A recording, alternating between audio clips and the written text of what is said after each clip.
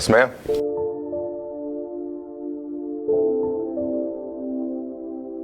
Do you see some of your students that come here? Do you see people stereotype them? Or based on how they look in school, do you think people would stereotype them?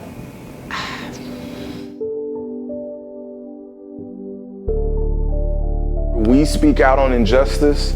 Whenever we speak about it, we get all types of rocks, mud, dirt thrown at us. Cars. And cars.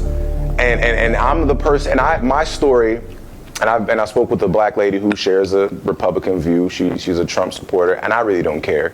I'm neither Republican or Democrat. Yeah. I don't really care to hate Trump. Trump is who he has always been. I'm not really shocked. Not shocked at all. He's the same person. For him, this is a bucket list item. He's always wanted to be president. You know what I'm saying? So like, I don't take nothing personal from him. To me, he's a businessman. So business moves has been his thing. At the end of the day, what I talked to her about, because she's like, man, I'm amazed at how much love you showed me, even though we don't agree. And I had to tell her, I was like, I had to learn to see you as my sister first. Yeah. Because regardless of your belief and how many white people are coming and congratulating you, at the end of the day, when we walk around this country, we're still looked at as niggas. Period. And a lot of people just carry that really racist thing in their pocket like that. Like, oh, here comes the black guy off the stairs with the hood out. You know, like the people on, like you were saying, on the racist floor. You know, like they might just be like, oh, look at this dude looks like a thug or whatever, you know, and it's like, no, that guy, He's not our student, or like, you don't know anything, like, you know. Take any type of being, living organism, and you confine them, and then you let them go and expect them to run off into the world and be free, and to know that they command the earth around them. It doesn't happen that way. It took me 20-some years to do that. My kids don't have that problem. Yeah. My daughter don't have that problem. My sons don't have that problem, because they know who they are. But I can even see when people look at them, when they say, oh man, look at my brown skin. It's you know. Yeah. My daughter, her hair. People in the family, oh man, her hair, she got bad hair. No, don't tell her that. And you get away from me. Don't you ever tell her that. Yeah. Her hair is beautiful, just like her mother's. Yeah. That I often have to kind of just get started. I have to just go over and talk to them. And that's just kind of one of my own personal things, because I think it's maybe a little bit of social anxiety. I'm not someone that would just approach a group of my own peers. So approaching a group of teenagers can be a little bit scary sometimes, because they can be just so very, like, they can just brush you off in a kind of cutting way. Yeah. Whereas as a grown up, it shouldn't bother you as much as it can. But it does. It does. Because I fear rejection on many levels. So when teens reject you, it hurts a little bit. So there's like that hurdle that you have to jump over. And then it's also like the hurdle of, like, maybe it is a group of kids of a different race, and then feeling like they're gonna just be like, who is this white lady? And like this nerdy white lady coming to talk to me, and like, why is she talking to me? So I think it's more like fearing like how they're gonna see me. Yeah. Mm-hmm. Yeah, and if they'll want to talk to me. Yeah, because it's like, you don't want to be typecast as like that. Like you said, like, who, this nerdy white lady, what does she have to tell me? Like, why should I listen? I always feel like that too, especially with teenagers, because it's like, I don't know what your experience has been like growing up. Like, I don't know what your teachers and other adults and other people who look like me have been to you. So it is like, you're like, okay, what gives me authority to like speak to you or teach you or whatever? Does that make sense? I was so angry at how I felt less of myself, and how it stemmed from a systematic approach for years. Yeah. So it pissed me off that this was created so that eventually my children, my ancestors' children, will feel the way we feel. Yeah. So it's like we're reprogramming. Yeah. We have to we're reprogramming, just like this country is reprogramming. And if you want people to feel wanted in this country, sorry, but you're going to have to change the song of this country, and you're going to have to change the flag.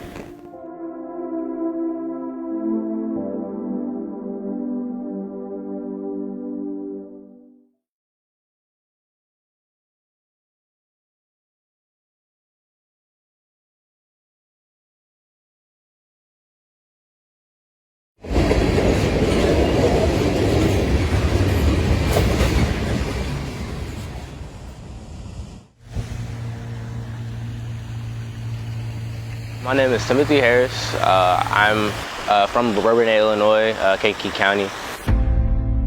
Growing up as a black kid was actually really difficult, especially like coming into like Bourbonnais, which is a like predominantly white community, and then going to like the public white institution.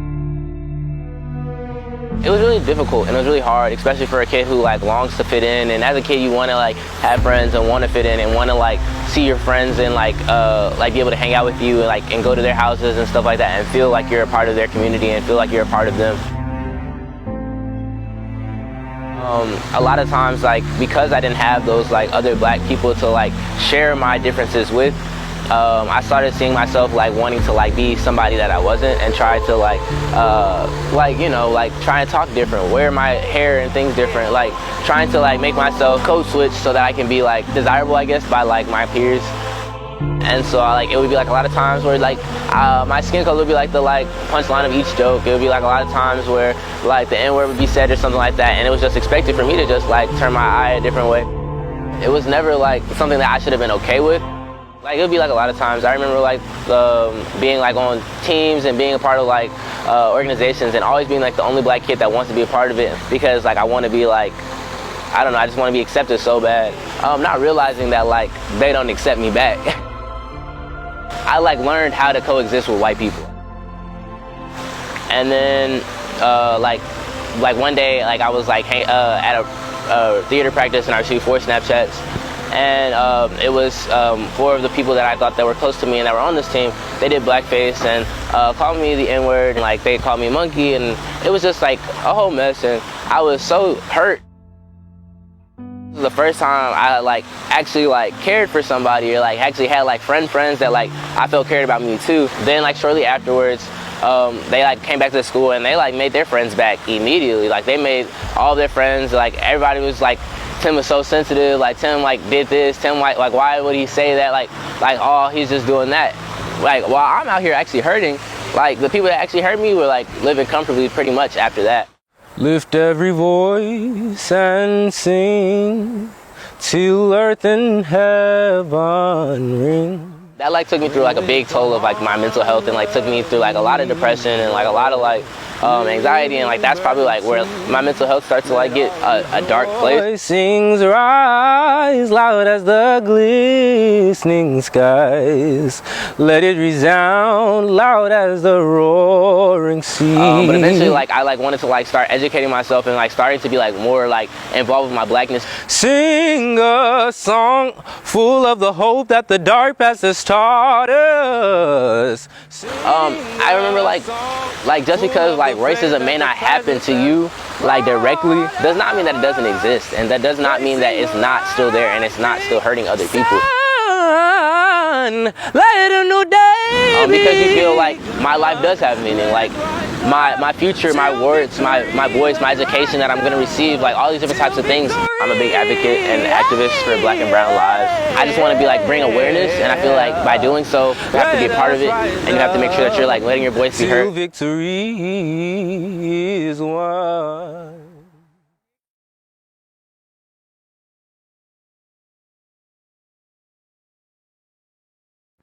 Three. Feel that burn, yeah. No, just pull. How you feel? That burn is real, ain't it? Mm-hmm. But it's right, it's gonna fire up through, but after that we're gonna go into the obliques, and then we're gonna go into the abs. We're gonna work our way all the way around while using the legs.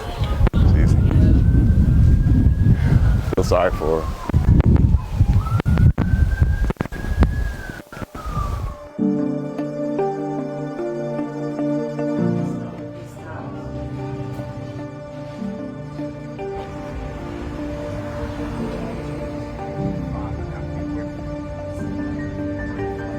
I ain't gonna try to make myself look cute. I can care less what anybody thinks about me in any way, shape, or form, no matter what the subject, no matter what anybody thinks. Yeah, so, that's a freeing experience. Yeah, that's a big thing that I do with my kids. Yeah. You know, the kids I work with is like so many, like they spend a lot of time trying to fix their clothes, and I kind of pull them aside, like I know you worried about your stomach, bro. Sorry for everything. You know what I mean? Yeah. Like it helps them feel reassured, because like an environment where you feel like you're always being judged, and compared to an environment where you're never being judged, you find peace in the other. So like my kids, like a lot of people wonder why I kill them and they still want to come back. It's because they feel unjudged. Yeah. Be like this.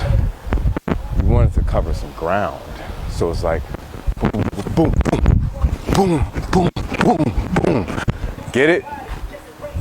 Socially, without feeling judged by what those views are, it makes it really easy to like live. And So what's your toughest challenge with just like youth period?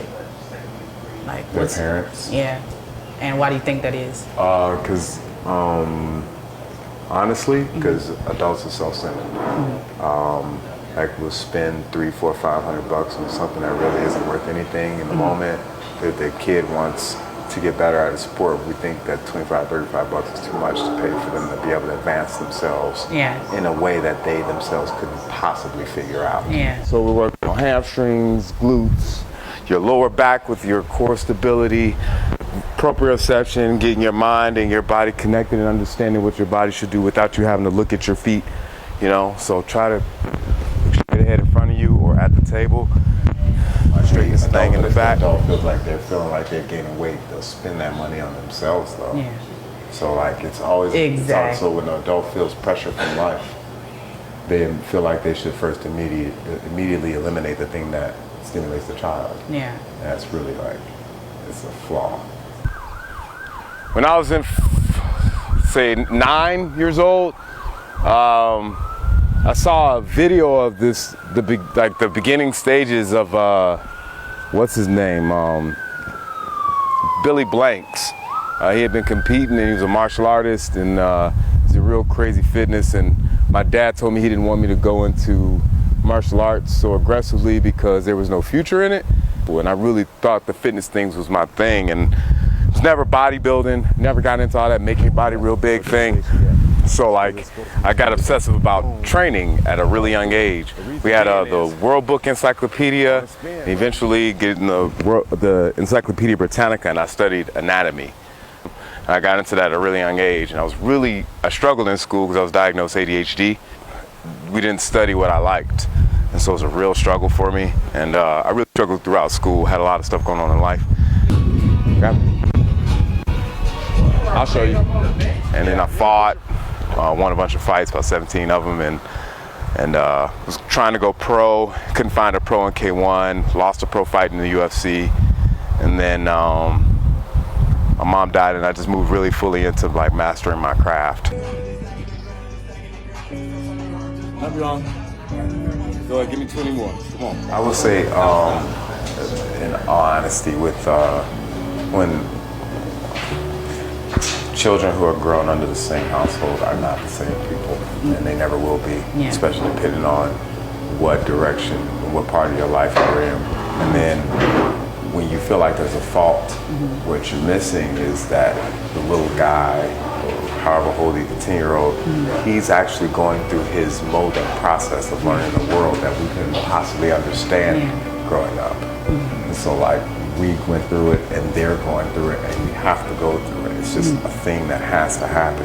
Because if you don't go through it, you'll end up being one of those people who think that just because somebody say you're cute, that you should trust them. Yeah. So like, it's layers to it. So there's no fault in it. It's just how can you understand without having a guide? Yeah. And so it's really the pattern through which that I take with my youth. I know that I wish I would have had me. Yeah.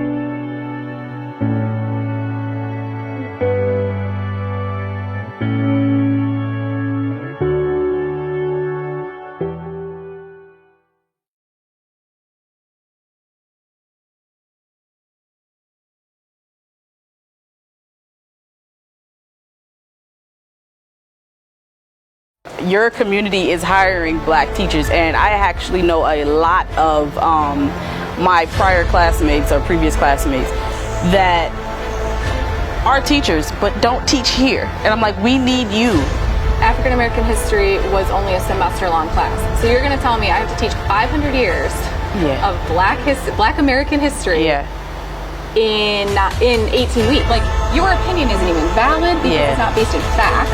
I had students crying to me, literally crying, worried about the safety and future of their family members.